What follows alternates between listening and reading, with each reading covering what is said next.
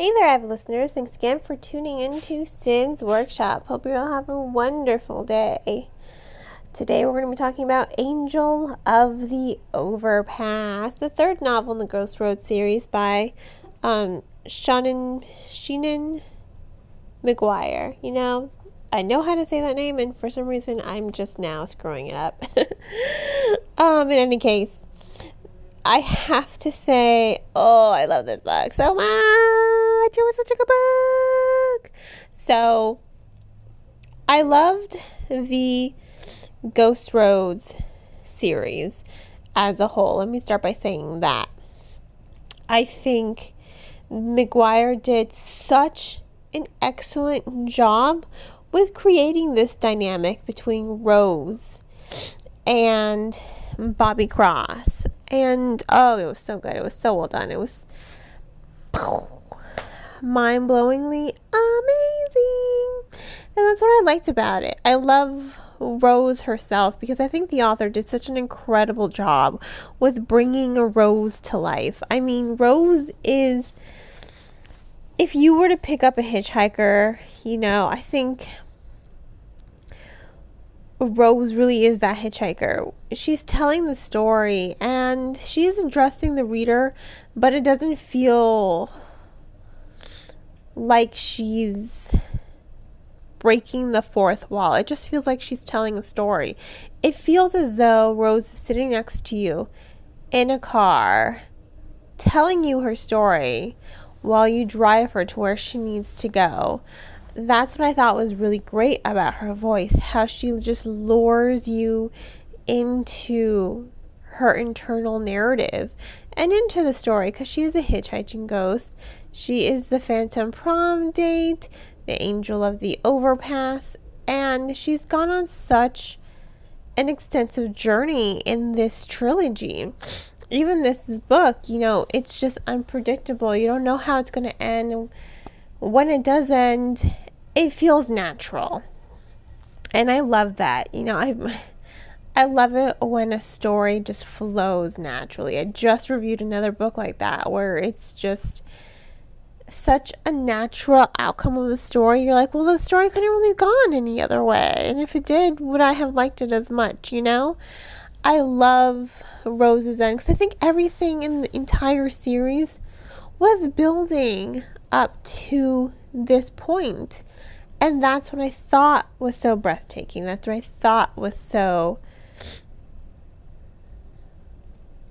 invigorating. I thought that this novel was so well done. It was executed to perfection, honestly, because now you've got 3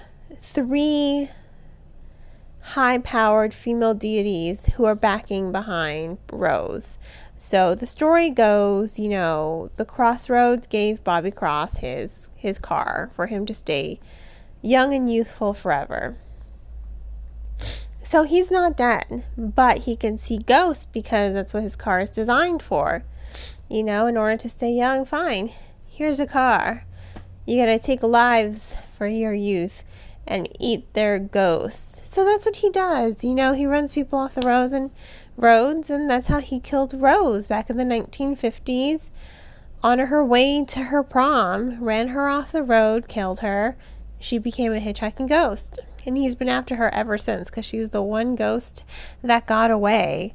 And now she has so many miles behind her as a hitchhiker that she could power his car and his youth for years to come. Almost infinitely, almost. And it was just, it's so good. So the Crossroads are dead, right? They're dead. And Bobby Cross, doesn't have his deity behind him anymore because it's gone. It's been obliterated. And I like how the gods are structured in this novel because it kind of reminds me of Neil Gaiman's American Gods. Gods come to life based on belief, or they fade with disbelief. So you have Persephone, Lady of the Dead, who is behind Rose. You have the great ocean lady of the rat witches of the, the old Atlantic highway. And then you have the being that has returned to the place where the crossroads kind of kicked it out. It's like, I was here before the crossroads. I was here before all those gods. Basically, it's death. You could basically say that it is death. I'm just going to call it death because its other name, it was something Mundi. And I can't quite remember that first word. But it was basically death. And Rose is like, are you death? It's just like, if you want to call me that, sure, but I'm beyond that. And that's actually what happens in the book. You've got these 3 deities who are behind Rose and are just like, you need to kill Bobby Cross. And she's like, whoa, what? They're like, yeah, you're the only one strong enough to kill Bobby Cross. It should naturally be you, since you're the one he's been hunting for his entire life. So they sent her on a quest to hunt down Bobby Cross, and she doesn't know how she's going to do it. But I think it's great how the story evolves. I think it's great how Rose evolves. Her and her relationship with her friends, with her boyfriend, who became a car for her. I mean, I don't know if that's much of a relationship, but it is kind of. Not really. I don't know. There's some tension there, but I do think it's well-written tension because it does add some depth and growth to Rose's narrative. She's not just a 16-year-old girl. She's been dead for so long. She's a ghost. She's seen. She's been aware. She knows a lot. And she's very insightful and she's very charismatic. She's very clever. I love Rose's narrative as a whole.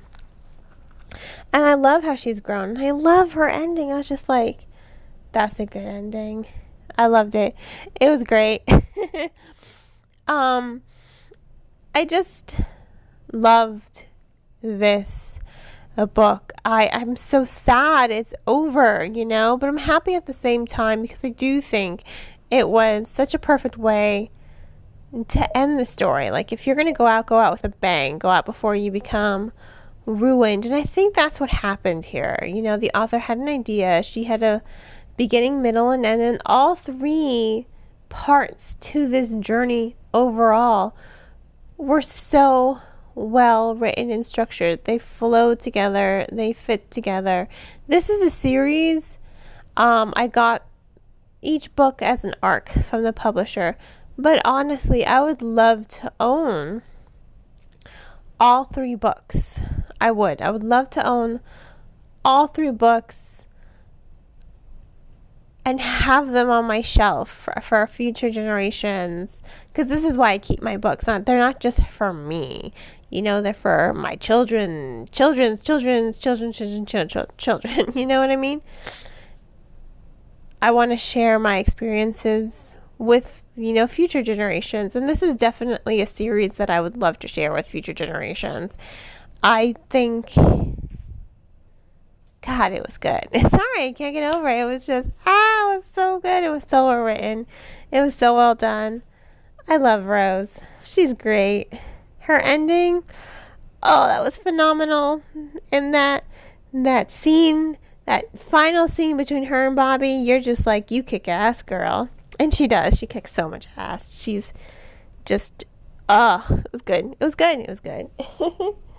So I have to give Angel of the Overpass, you know what? I'm going to go ahead and give it 5 out of 5 stars because I do think the series went out with a bang and it was so well done. So well done. If you want to go ahead and purchase the book, please remember to purchase it from your local bookseller or online book retailer. All I ask is that you support your local bookstore and just try to avoid Amazon. I know Amazon may be tempting with their deals, but you have to remember, like, those deals are harmful to publishers. They're not great for authors, and they're not great for booksellers either. Support the author any way you can.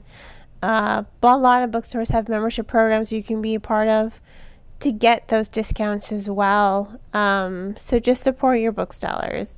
They deserve it way more than Amazon does. And they don't shortchange publishers and the authors either. So there you go. If money's tight, please check out the book from your local library. Libraries are a great resource for the community and definitely deserve all the support they can get as well. And on that note, I hope you all will continue to support me by liking this podcast and sharing it with all your book-loving friends. You can also become a supporter on Anchor FM, my recording platform, for 99 cents a month. There's information in the description of this podcast. Hope you all have a great rest of your day. And as always, happy reading.